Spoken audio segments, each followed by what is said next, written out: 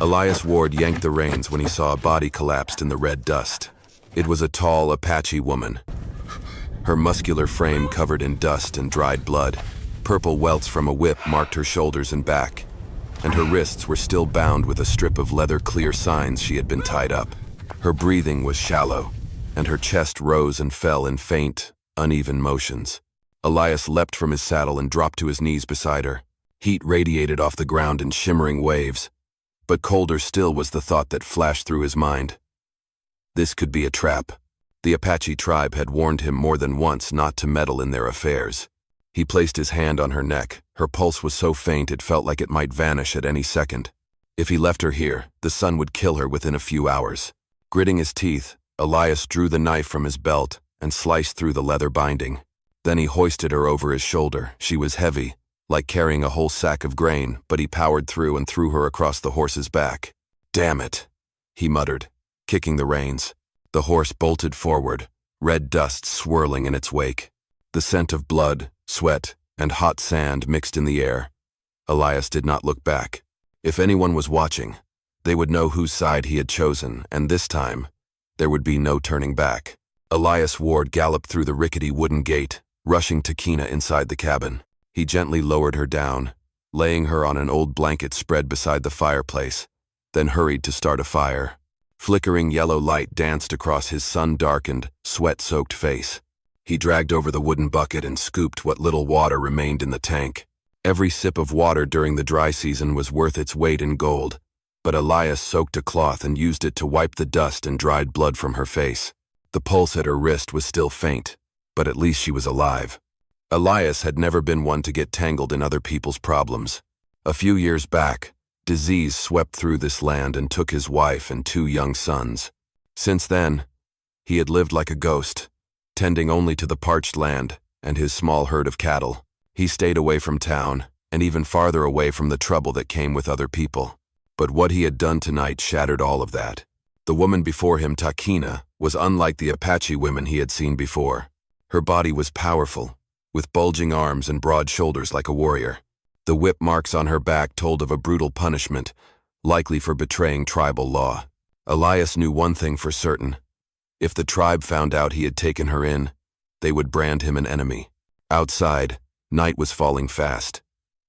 Prairie winds swept sand through the cracks in the cabin walls, carrying with them the lingering heat of the day. Elias threw more wood into the fire and dropped down beside Takina. The flames lit up his face, weathered, sun-scorched, with gray eyes that were cold but deep. He handed her the last bit of water in a small bowl. She parted her lips slightly, drank slowly, and then slipped into unconsciousness. Elias let out a heavy breath and pulled the rifle close, resting it within arm's reach. He leaned back against the wooden wall, eyes fixed on the door. He knew exactly what kind of people would leave a woman to die in the desert, and that they might return to finish what they started. And tonight, if they did, Elias Ward would be the one standing in the doorway. The fire in the hearth had faded, leaving only a bed of glowing embers. Elias dozed in his chair, the rifle resting across his lap. A faint rustling sound snapped him awake. Takina.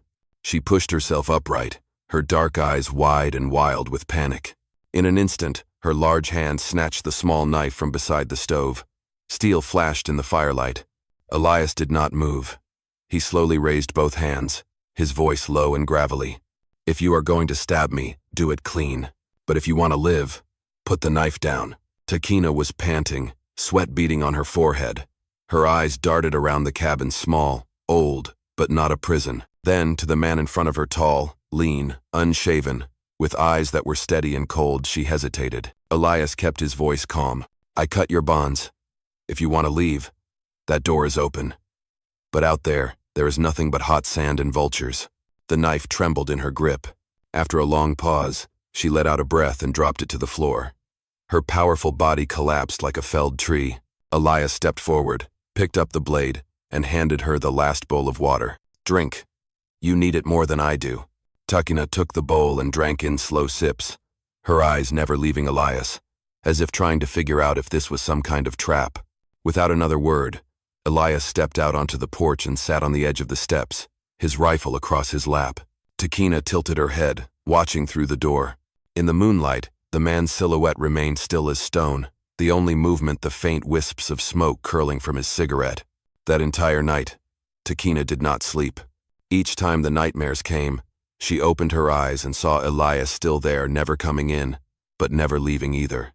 A strange feeling began to stir in her chest, something she thought had died with her past. A sense of safety. By the time the sky began to pale, Elias had not moved. He simply turned his head and spoke quietly. "If you want to stay, until you are strong again, you can.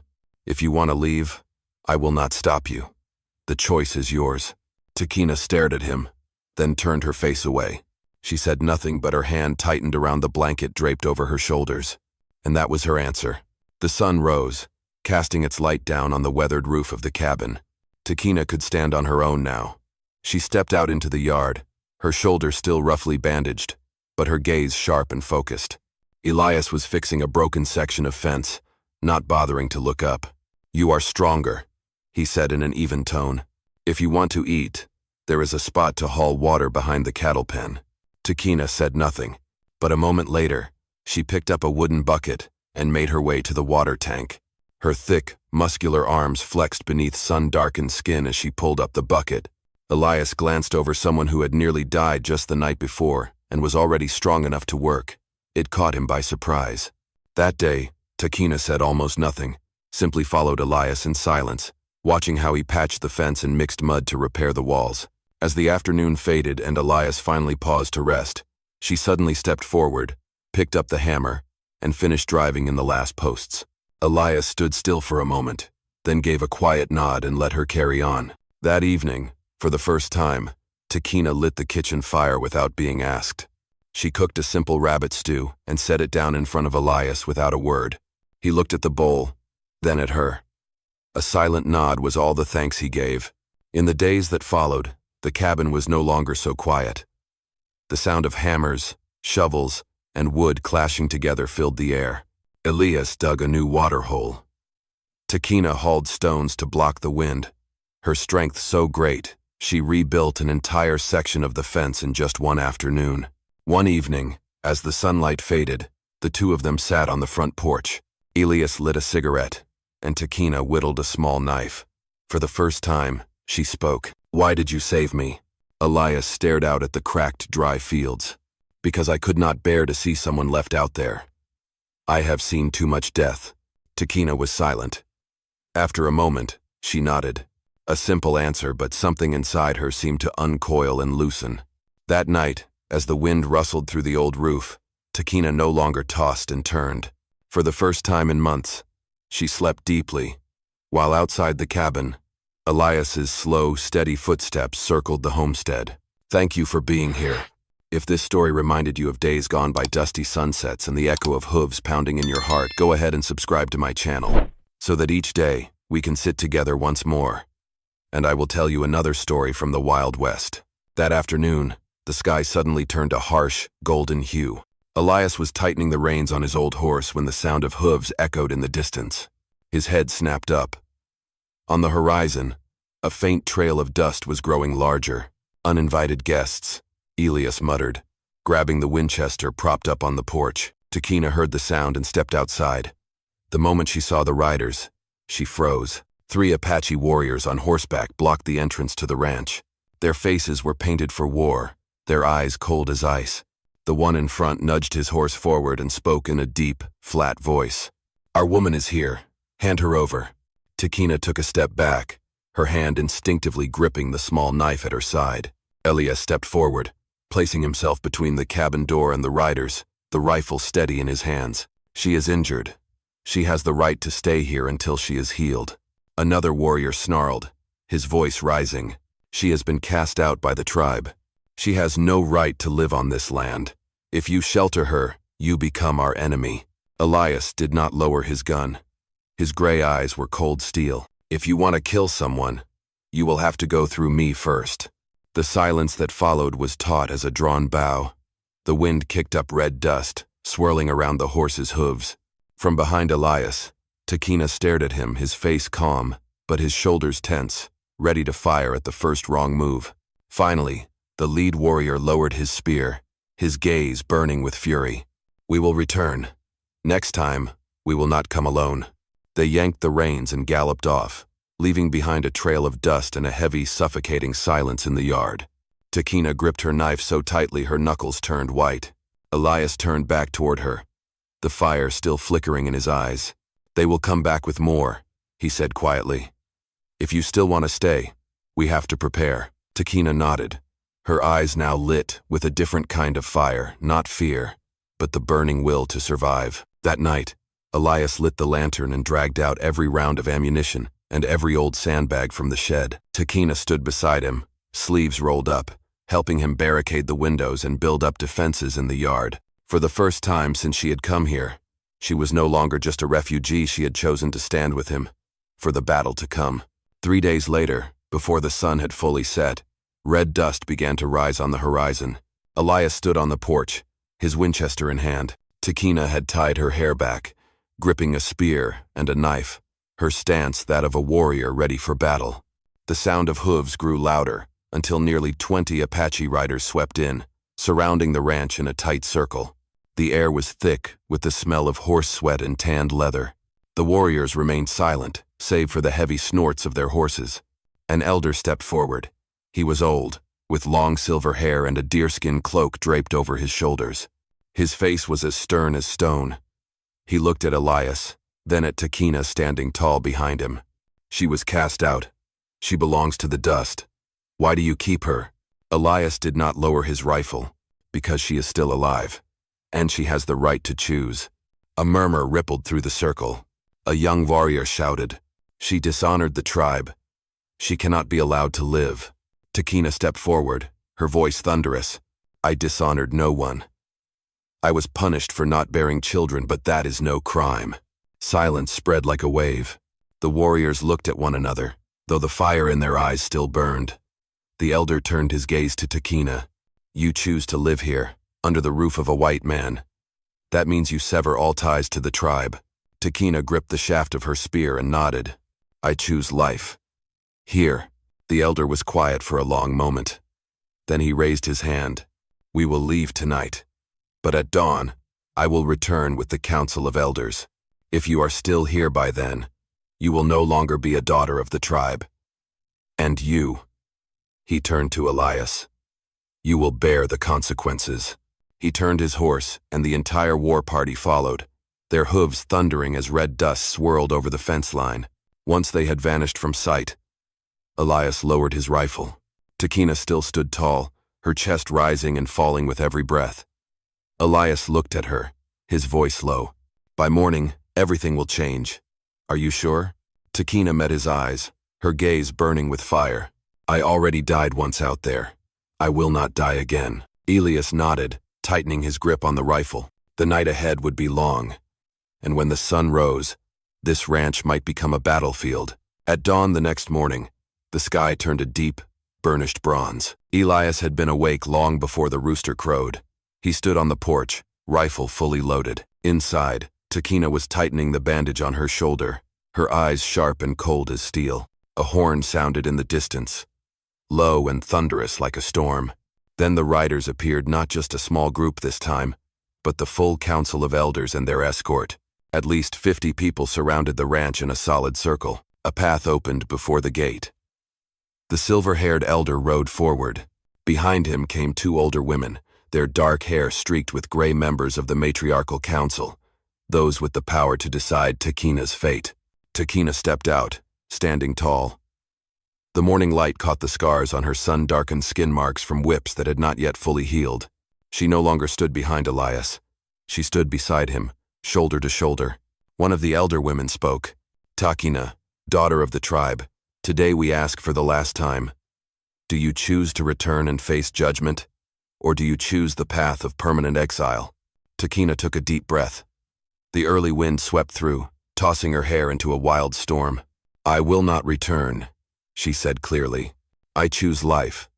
Life on my own terms, not under an unjust sentence." Murmurs rippled through the circle.